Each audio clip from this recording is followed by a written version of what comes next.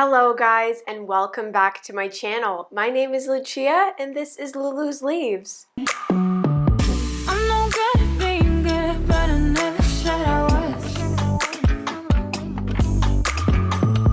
And I feel misunderstood because I'm trying hard to love. Today's video is going to be one that has been requested over and over again, and for some reason I just have not filmed it. Today I want to go through and show you guys all of my anthuriums. I have, I think, about 8 or 9 anthuriums at the moment, and I really just want to show you guys my collection.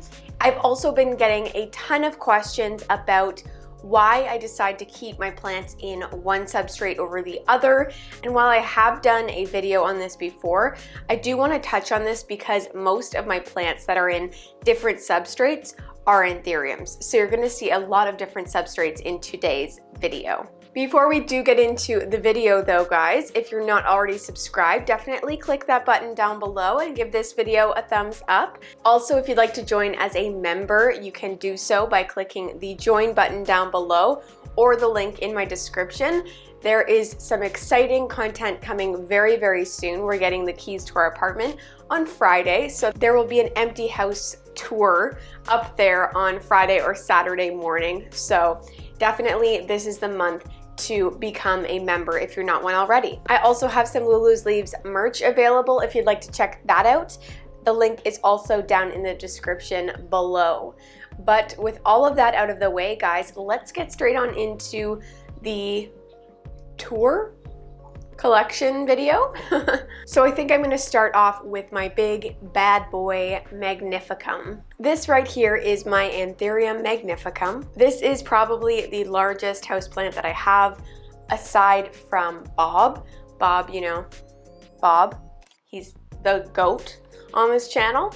But this Anthurium is honestly super, super fantastic and it's super easy.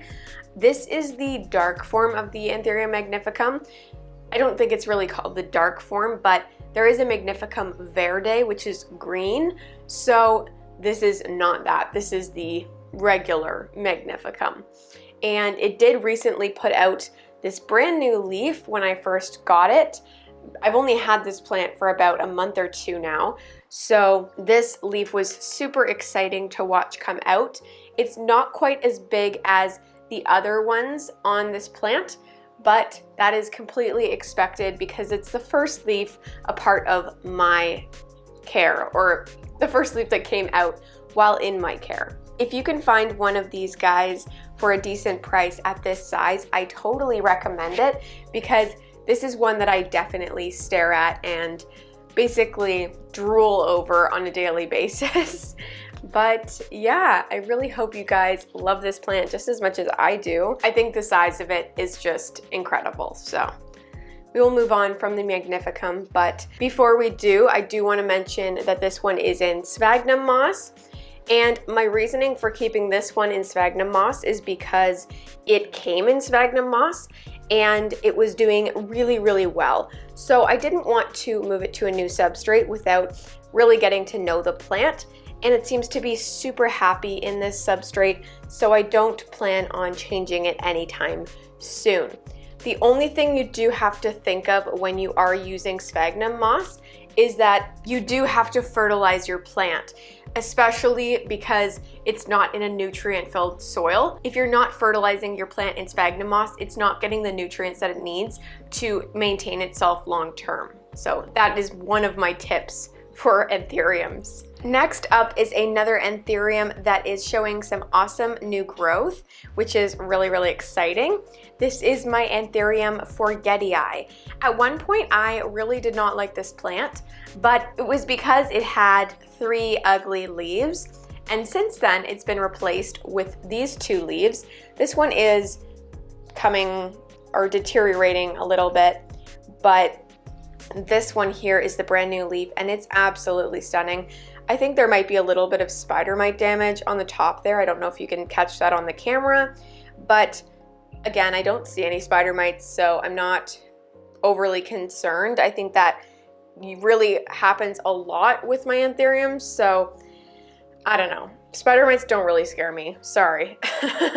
And we also have an inflorescence there, which is very, very exciting.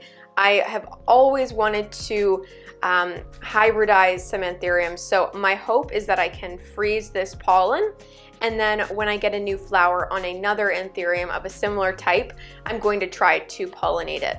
And I don't really know anything about pollination at the moment, but I'm going to do some major research before I actually go through with that. It also has this leaf that's on its way out at the moment, but this is the oldest leaf. I think this was even the oldest leaf before I cut off the other leaves. So it was about time that this one kind of head out and said sayonara. So yeah, this is my Anthurium Forgetty Eye. These are really, really cool plants. If you don't already have one, I suggest getting one. I love the fact that they don't have a sinus or a very, very little one. Look how freaking cute that little dimple is there. And this is actually, it's become my favorite form. Before I really wanted the silver, but this is just the regular form, and it has still some really beautiful veining. So yeah. Next up here is my Anthurium regale. You guys know this is one of my favorite plants, and it was definitely a wish list plant for a really, really long time, and I finally have one. This second leaf is doing something kind of funny. It's getting some like spots on the edges, but I think that's pretty normal for anthuriums, honestly, when they're older leaves. So I'm not super concerned. If it starts spreading a lot to the center of the leaves, I might be a little more concerned, but for now, I'm just gonna keep an eye on it and probably trim those edges once they get a little more crispy. But this leaf is still super duper beautiful and looking really, really nice. My favorite thing about the Anthurium regale is the fact that their veining gets so spectacular once they mature. I'm seeing some spider mites. Probably gonna have to work on that. Anyways, yeah, once they get mature, they do get some really beautiful veining, extra veins than it already has.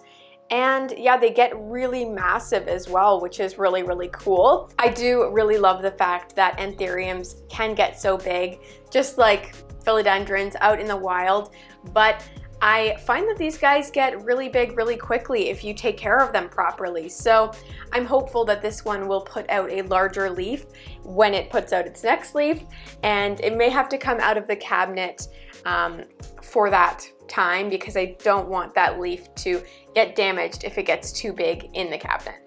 But I will keep you guys updated when a new leaf does come out. It looks like something is in the works here. It looks like it's pushing out something. So we will just have to wait and see on this one. But again, I'm very excited to watch it grow this summer. And this one is also in moss. It is in a moss perlite mixture, and again, it's only in moss because it came in moss and it didn't have a super substantial root system. So it's finally pushing out some awesome roots there. Sorry about the glare, hopefully you can see those too.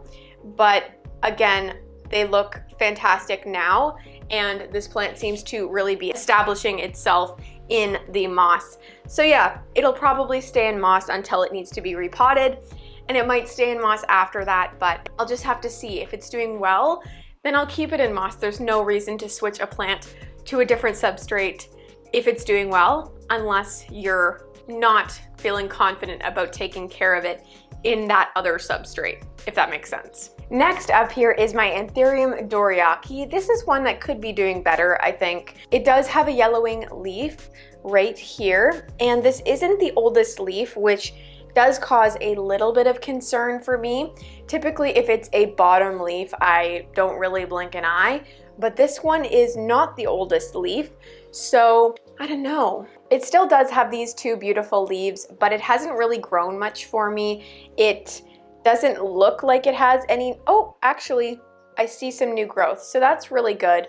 Hopefully that leaf is just dying off to make some energy for that new leaf, because that's typically what they do. Sorry, this one's in pond, so it's dripping all over the place, but this Doryaki is honestly so stunning, and I love how cute these leaves look. They are so round and they aren't as elongated as the crystallinum or the Doryaki, or sorry, the crystallinum or the clarinervium. But yeah, these little leaves are just so adorable. But yeah, this one is living in pon. I decided to put it in lechuza pon because it was not retaining enough moisture in the soil, and I think that's the reason I had some yellowing leaves in the past. But it's now getting enough water to keep it happy in the lechuza pon because I'm able to keep it with a reservoir. I do think I'm going to pull up this plant and check on the roots just because of that leaf, and it does concern me a little bit, but I do think that this plant will be just fine, and I think that it does enjoy it in the lechuza pon. And lechuza pon's really nice because it actually has nutrients in it, so you don't technically need to use a nutrient water like you would with leca. So that's my favorite reason for using lechuza pon over leca at this time. So that is the Doryaki. This next plant is a really awesome success story. This is my Anthurium clarinervium. This plant came to me with 5 leaves and absolutely no roots. So if you know where I'm going with that, it basically lost every single leaf other than this leaf, which still actually looks really amazing considering what it went through. But now it is pushing out this incredibly beautiful leaf. It is so perfect, and I'm so glad that I haven't messed that one up yet, because I mean, I'm kind of the queen of messing up Anthurium leaves. But this one is so fantastic. It is doing amazing in perlite. It obviously was not rooted, and perlite was the only thing that could really get it going, and now it is well rooted. I'll actually pull it out for you guys. It's got a lot of tension there, so I don't really want to pull it out.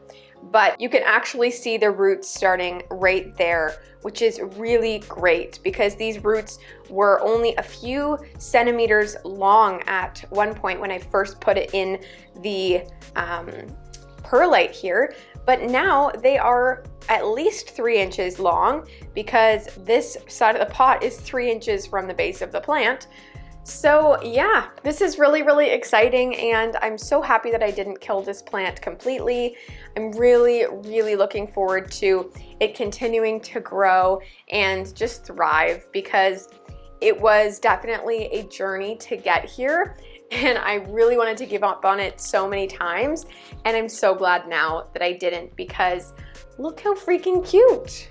That's all I really have to say about the clarinervium though. I'm super happy with perlite for rooting anthuriums. I definitely recommend it if they haven't really started rooting yet in another substrate. Next up here we have this Anthurium radicans, either Drizzleri or luxurians cross. I don't really know. There's been some controversy, but I think it's probably the Drizzleri and radicans. But anyways, this is a really fun plant. Other than the fact that it does not want to grow for me, even though it has a gajillion growth tips that just keep drying up. But yeah, I'm hopeful that eventually, with enough time in the cabinet, it will grow a new leaf. This was originally a few leaves, and I propagated it by separating the plants within it because there are actually a few plants that are attached. This is usually how I propagate my anthuriums. There are a few sections here that can actually just be ripped apart, and it's pretty obvious if you're in person. I'm not sure if you guys are going to be able to see that, but there are very clearly 2 plants here that could be separated, and that is what I did with the other part of this plant, and I did end up either selling it or trading it. I can't remember what we ended up doing with that plant. But yeah, it was very beautiful, but I didn't feel like I needed that big of a plant. And I'm just happy with my single leaf here. They are so stunning though, and they have some incredible texture to them. You guys can see how shiny that is. That's really, really beautiful. But yeah, I am hopeful that this one will grow for me because it has been probably 5 months and there hasn't been any growth on this plant yet. So cross your fingers for me that this one eventually does want to grow. It also has this little baby in there. Yeah, I don't know. I might end up switching this to a different substrate and seeing if that helps, but we shall see. That's it for this guy. So this here is my Anthurium crystallinum. This is actually one of the first rare plants I ever got, or rare plants. At the time it was a rare plant for me, but yeah, look how freaking beautiful this is. I believe this is the silver blush, or sorry, no, the Anthurium crystal hope. That's what it is. And it has a brand new leaf on the way there, which is super exciting because this one hasn't put out a leaf in a little while. So yeah, it's super exciting that that is coming out, and it's also looking really nice. Doesn't look like there's any damage quite yet, so cross your fingers that I don't damage this one either. But it does have these really beautiful silvery leaves. I'm really convinced now that this is the Crystal Hope, just looking at this leaf. Like, it's even a little bit more round and a little bit more silvery than a regular crystallinum. So I guess maybe I'm on the hunt for a regular crystallinum now to have a part of my collection. I definitely want the silver blush, but I'll wait out for that one and find one in time when I have more money to spend on houseplants. If you guys do have a silver blush that you want to trade with me though, that's another situation, and you can reach out to me on Instagram. I would appreciate that. This is honestly a very sentimental plant for me because it was one of my first houseplants, or definitely my first rare houseplant, and yeah, it's still trucking along. This leaf's going to kick the bucket eventually, but not a big deal. It was already not doing the best, so we'll just have to let that one pass over to the other side. But yeah, that's the Anthurium crystallinum. Oh, the Anthurium crystallinum. The Anthurium crystal hope. Last but not least is this big bad boy that you guys have seen on my channel before. My amazing Anthurium Doryaki. Yeah, I mean, I can't help but show off this plant whenever I have the chance. It has 3 beautiful leaves. These are those 3. And then it also has some, oh my gosh. It also has some other leaves here that aren't like perfect, but they are still very beautiful. And I mean, I would buy this plant just for those leaves. But I didn't actually buy this plant. I traded for it, which is the only reason I'm able to have it, because, you know. Anyways, this is a plant that was also on my wish list for so long. It was, I think, on my original wish list video. I could be wrong, but again, the mature version is really what I was after, and I'm really glad that I held out until I could find a mature version for myself. So yeah, this is my Anthurium Doryaki. I don't really have much to say about it other than it's freaking gorgeous, but this is the king. All right, guys, well, that is all for my Anthurium collection video. I really hope that you guys enjoyed it, and I hope you enjoyed seeing all of my different Anthuriums, and maybe there was one that you didn't know I had. If you guys enjoyed today's video, please don't forget to give it a thumbs up and subscribe to my channel down below. We're about to hit 7,000 subscribers. But yeah, with that being said, thank you guys so much for watching this video, and I'll see you guys next time. Bye!